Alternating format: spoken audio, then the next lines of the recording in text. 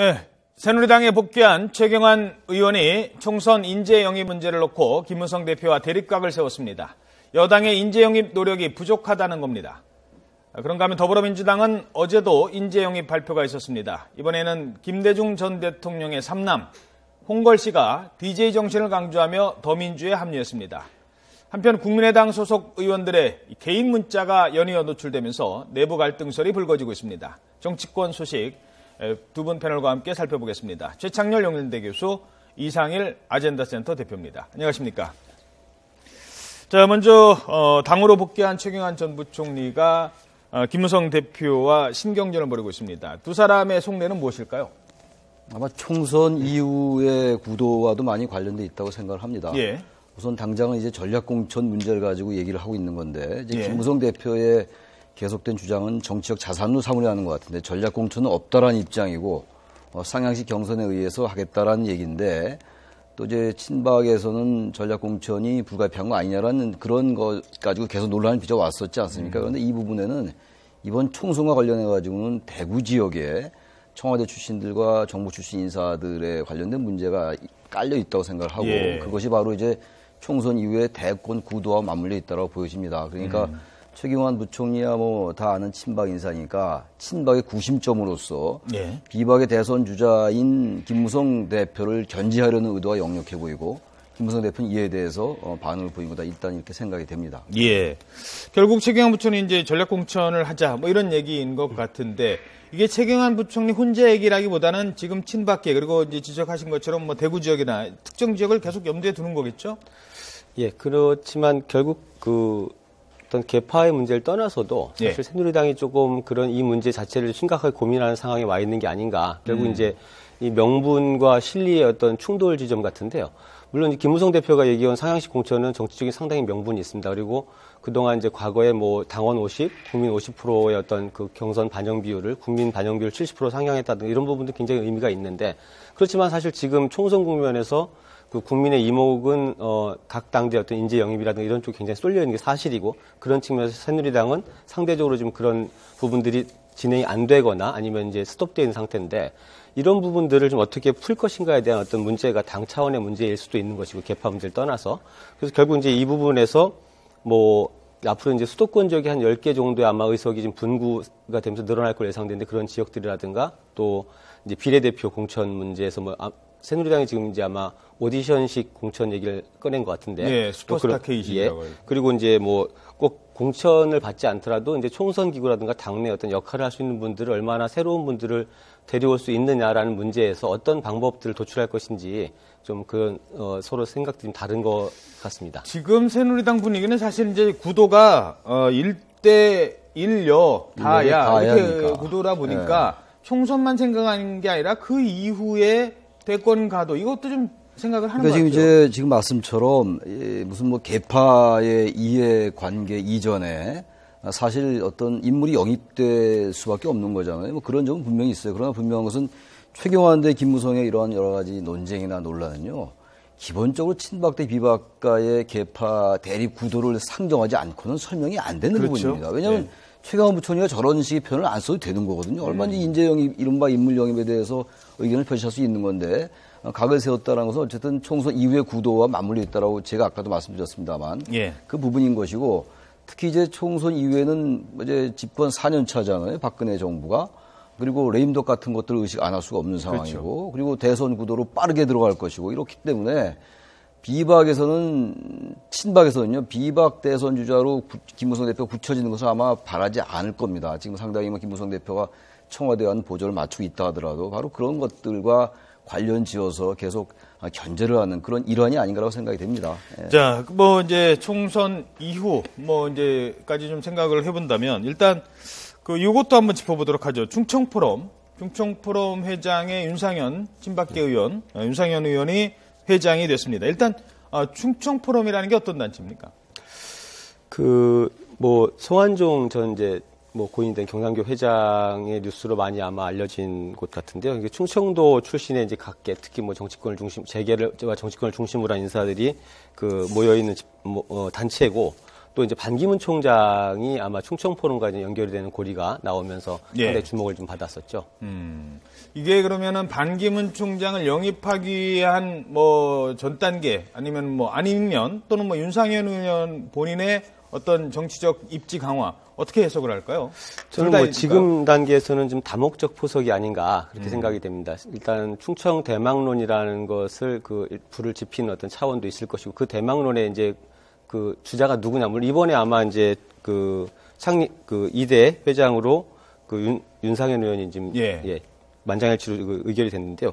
또 정운찬 전 총리도 충청권 출신이고 또 반기문 총장 영입 문제도 있고 해서 과연 이제 그런 것들이 뭐 여러 가지를 좀 다목적으로 보면서 충청 대망론의 어떤 불을 다시 지피는 차원에서 그런 어떤 포석이 아닌가 좀 생각이 되는데요. 근데 이 충청 포럼의 지금 이대 회장을 윤상현 의원으로 추대를 했다는 거잖아요. 윤상현 의원 하면은 떠오르는 게 박근혜 대통령이잖아요. 그렇죠. 그러니까 이거는 뭐 단순히 반기문 대망론과 관련시켜서만 볼 것도 있겠습니다만 윤상현 의원이 이대 회장이 됐다는 것은 여기에 어느 정도의 친박의 어쨌든 그 정서적인 그리고 총선 이후에 대권과 관련된 것이 깔려 있다고 봐야 될 것 같아요. 반기문 대망론도 물론 여기에 맞물려 있긴 합니다만 그렇기 때문에 지금 충청 포럼이라는 것이 반기문 유엔 사무총장을 대선 후에 영입하려는 이런 것과 분명히 관련돼 있습니다. 그리고 또 하나 문제가 지금 윤상현 의원은 인천 남이지만 고향이 또 청양이에요. 그러니까 충청 포럼에 들어왔단 말이에요. 이런 것들은 총선 이후에 대선 구도와 어떤 밀접하게 연관돼 있다고 보여지고 역시 이런 것들도 김무성 대표 등 비박을 견지하는 그 하나의 그 어떤 단초가 될 수 있다고 보여집니다. 알겠습니다. 자, 이번 또, 오늘 아침 뉴스 중에 어제 이제 뭐 인터뷰를 했는데요. 기자회견을 했는데 눈길을 끄는 사람이 바로 이준석 전 비대위원장, 비대위원. 안철수 지역구입니다. 안철수 현 지역구에 노원 병 출마를 선언했는데 일단 어떻게 보세요? 이 판세. 우선은 뭐 이제 더민주의 이동학 전 혁신위원도 출마를 하겠다라는 거예요. 그렇다면 일단 지금 얘기가 되는 사람이 4명 아닙니까? 안철수, 그리고 이제 이준석, 노회찬 전 의원이 19대 때 이 노원병에서 당선이 됐었어요. 그런데 그 이후에 이제 뭐 떡값 이런 문제 때문에 이제 의원직 상실해가지고 안철수 의원이 보궐선거 들어온 지역이거든요. 이제 안철수, 이준석, 이동학 이렇게 또 3파전이 될 수가 있고 말이죠. 노회찬까지 하면 4파전이 되니까 이 구도 자체는 여당에게 대단히 유리한 구도일 수밖에 없는 거죠.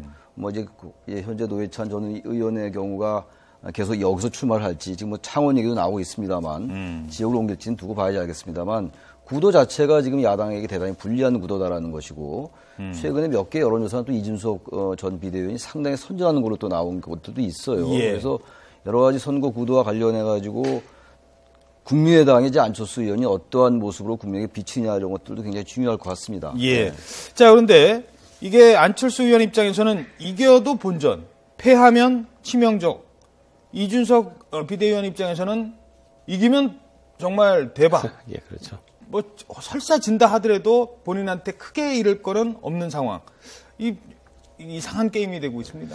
뭐 유사한 사례로 전에 지난 총선 때 이제 문재인 대표가 그 부산에 출마했을 때 손수조 때 당시 이제 지금 예비후보가 또 됐죠. 출마를 해서 그런 어떤 비슷한 구도가 됐었는데 안철수 의원으로서는 물론 이제 대선 주자로서의 위상을 가지고 총선에 출마하기 때문에 어떤 뭐 일정한 경쟁력을 지닐 수 있겠습니다만 그 양 당의 30대 초반이죠. 이제 이준석, 이동학 두 후보가 다 30대 초반 후보들과 실제로 어떤 이제 뭐 기존 정치에 물들지 않는 혁신 내지는 뭐 비대위원 이런 역할들 했던 분들하고 맞붙어야 하는 상황에서 본인의 어떤 새 정치를 어떻게 지금 제대로 표현해서 유권자들한테 평가를 받을 것인지 아마 상당히 힘겨운 싸움이 될 것 같고 또 노회찬 전 의원 같은 경우도 지금 경남 창원 쪽 출마가 뭐 검토 중인 걸로 알려져 있습니다만 뭐 상당히 또 어떤 면에서는 그 지역을 벗어나는 명분 자체가 좀 약할 수도 있고 또 개인적으로 좀 굉장히 승부사적 기질이 있는 분이죠. 그 노원병에 많이 출마를 한다고 한다면 안철수 의원으로서는 정말 정치적인 어떤 생명을 걸고 총선을 치러야 되는 지역구 안에서도 그런 상황이 될 것 같습니다. 특정 지역이긴 합니다만 아마 이번 총선에서 관심을 끌 대표적인 지역이기 때문에 조금 더 분석을 하면 여기가 과거에는 야권에게 조금 유리한 지역이었습니다만 이게 신도시가 되면서 지금은 이른바 이제 교육열이 높은 젊은 부모들이 많이 사는 지역이거든요. 사실 아까 말씀하셨습니다. 홍정욱 전 의원도 이 지역에서 당선이 그때가 19대입니다. 이런 지역이기 때문에 이 변수 어떤 것들이 있을까요? 이 지역에서의 그 판세를 가를 변수들.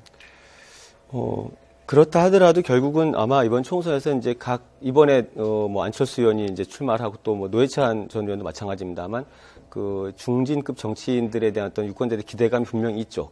뭐 대선 주자가 이 지역의 국회의원이 되는 것에 대한 어떤 분명한 호감이 있기 때문에 그런 부분들이 어떤 위력을 발휘하는 부분하고 또 이제 교육 문제가 뭐 어느 지역이나 굉장히 중요하겠습니다만 뭐 안철수 의원도 사실 이제 자수성가형 어떤 기업인으로 원래 시작을 했었기 때문에 뭐 그런 부분에 대해서 충분히 개인적인 어떤 경쟁이 갖고 있을 텐데요. 그러나 이제 이준석 뭐 전 비대위원장 같은 경우에는 하버드 대학 뭐 이런 어떤 그 교육에 대한 어떤 선망 그런 어떤 갖고 출마를 하기 때문에 만만치 않은 아마 학부모들의 선택이 굉장히 고민이 될 것 같습니다. 예. 근데 4명이 이렇게 출마한다라는 게 이 선거 구도 자체가 정상적이지 않다라는 거죠. 야당의 입장에서 볼 땐 말이죠. 이게 지금 국민의당이 새누리당의 지지층을 일부 끌어온다 하더라도요. 기본적으로 야당표의 지지층이 많을 수밖에 없거든요. 그렇죠. 이런 상황 속에서 선거를 치르면 승패라는 게 뭐 인물 경쟁력을 떠나서 말이죠. 정당 지지도 이전에 구도 자체가 이렇게 짜여져 있다라는 게 야당에서 불리한 거고. 그래서 더민주의 이동학 위원이 끝까지 여기에 출마할지, 이 더민주가 여기에 후보를 낸다는 거는 안철수 의원에 대한 일종의 자객공천 비슷한 거잖아요. 그렇죠. 그래서 이런 것들을 한번 지켜봐야 될 것 같아요. 만약 여기서 이런 식의 감정적인 공천을 하게 되면 다른 지역의 후보 단일화까지는 아니더라도. 단일화는 힘들어지는 거죠. 다른 지역의 연대도 대단히 어려워지지 않겠냐 해서 좀 지켜봐야 될 것 같습니다. 이 구도 자체를요. 알겠습니다. 지금의 1대1 구도는 아닐 가능성이 아닐 가능성이 높다라는 겁니다. 자, 그러면 또 더불어민주당에서는 지금 인재 영입이 계속 이뤄지고 있는데요. 바로 김대중 전 대통령의 삼남 김홍걸 교수, 연세대 개건 교수를 영입했습니다. 어떤 의미일까요? 이제 호남을 두고 마치 DJ 적통 논란이 이제 제대로 본격적으로 벌어지는 모양이 됐습니다. 결국 더민주는 이제 김홍걸 교수가 영입되면서 DJ 적자로서의 어떤 위상을 다시 가져간다고 봐야 되겠고요. 또 국민의당은 동교동계가 대거 입당을 했죠. 그래서 동교동계를 중심으로 해서 이제 호남 패권, 호남 맹주를 노리고 있었고 또 천정배 의원이 주도하는 신당 쪽도 뉴 DJ를 표방을 했습니다. 결국 이게 누가 과연 김대중 정신을 계승하느냐 갖고 이제 본격적으로 겨루기가 시작된 형국인데요. 어쨌든 지금 더민주 입장에서는 적어도 전남 지역을 중심으로 해서는 상당한 다시 이제 재기의 발판을 마련한 게 아닌가 이렇게 싶습니다. 김홍걸 교수가 그러면 출마를 할까요? 어떤 역할을 맡을까요? 아직 그 부분에 대해서는 구체적으로 나오진 않고 있습니다만 비례대표일 가능성도 있고 또 지역 출마 가능성도 열려 있다고 보여집니다. 그러나 이제 어떤 역할이 되었든 결국은 김대중 전 대통령의 이제 아들이라는 어떤 그런 부분 자체가 상징성 자체가 굉장히 큰 위력을 발휘할 수 있다고 보여집니다. 권노갑 전 고문 박지원 의원은 탈당을 했는데 거기 이제 들어갔거든요. 좀 난감해진 것입니다. 그러니까 김홍걸 개건 교수의 정치적인 무게보다도 호남의 상징성은 물론이고 이제 정당성 같은 거거든요. 호남의 어떤 패권 같은 것들 둘러싸고 지금 여러 신당 모임들이 각축을 벌이고 있는 상황이잖아요. 그래서 야권 내에서 나온 얘기는 소통합이다, 중통합이다 이런 얘기가 나오고 있는 마당에 더민주로서는 대단히 불안했는데 일단 김홍걸 교수의 입당으로서 그러한 것들을 막을 수 있다는 게 1차적 의미가 있는 것이고 지금 말씀처럼 동교동계는 입장이 난처해졌어요. 동교동계가 지금 과거처럼 그렇게 완전하게 호남을 대표하기는 좀 어려운 면이 있다 하더라도 나름의 어떤 그런 또 상징성이 나름대로 또 있거든요. 동교동계도. 권노갑 고문에 또 여러 가지 정치적 비중도 있는 것이고 그런데 이렇게 좀 갈라지다 보니까 이 통합이 과연 어떻게 진행될지가 아주 애매해졌습니다, 지금. 여기 이제 국민의당이 과연 이 국민의당과 이 소통합이 합쳐질 것인지 더불어민주당 합쳐질 것인지도 이 지금 김홍걸 교수의 이 더불어민주당 입당에 따라서 많이 영향을 받지 않을까 이렇게 생각이 됩니다. 그런가 하면 이제 국민의당이 지금 안철수 의원, 김한길 의원이 새정치민주연합을 만들었다가 다시 이제 일선에서 물러났다가 탈당하고 다시 왔는데 그 안에 계속 언젠가는 두 사람 사이에 또 갈등이 있을 것이다라는 얘기가 있었는데 그게 문자 메시지 파문에 한번 터졌어요. 지금 이제 벌써 그러한 갈등이라고 그럴까 이게 불거졌어요. 지금 문자를 보고 이제 김한길계 안철수계를 꺾고 이런 얘기가 나왔잖아요. 안철수계 조용히 있으라 하고 한상진은 꺾고 안철수계는 조용히 있어라. 그런 다음에 다시 한번 심길전 하면은 이제 쫙 간다. 이런 얘기니까 이거는 완전하게 그 당내에서의 특정 계파 쪽을 누르겠다라는 거잖아요. 그렇죠. 이런 네. 것들은 당내의 갈등이 아주 표면적으로 불거지는 것이기 때문에. 김관영 의원은 이 참고적으로 이제 대표적인 또 김한길계 아니겠습니까? 그렇죠. 그러니까 지금 이 국민의당이 상당히 어려운 입장에 와 있잖아요. 이 지지율도 아주 답보 상태고 말이죠. 탈당도 더불어민주당의 의원들이 멈췄고 또 호남에서의 여러 가지 상황도 지금 아까 김홍걸 교수 얘기도 했습니다만 만만치가 않은 상황에서 또 이러한 내부 혼선이 나오고 최근에 또 최원식 의원 같은 경우는 박근혜 대통령의 그 서명이 있었잖아요. 민생입법. 거기에 대해서 또 아주 긍정적인 평가를 내놨어요. 한상진 위원장의 이승만 대통령 국부 발언은 이미 논란이 많이 됐던 부분이고 이런 여러 가지 악재들이 동시에 겹치는 것 같아요. 거기서 이런 이제 내부 갈등으로 비춰지는 것까지 나타나니까 아주 곤혹스러운 입장인데 지금 이 안철수 의원이 뭔가 리더십을 발휘할 때가 됐습니다. 게다가 또 안철수 사당이라는 것들 너무 의식해서 안 의원이 너무 또 뒤로 물러서는 것 같은 느낌도 들고 말이죠. 예. 원내 교섭단체는 구성해야 되겠는데 너무 원내 교섭단체에 집중하다 보면 또 새 정치는 또 물 건너가는 것 같고 예. 여러 가지 딜레마에 빠져 있다고 생각이 됩니다. 알겠습니다. 네, 시간 관계상 오늘 말씀 여기까지 듣도록 하겠습니다. 지금까지 최창렬 용인대 교수, 이상일 아젠다센터 대표였습니다. 고맙습니다.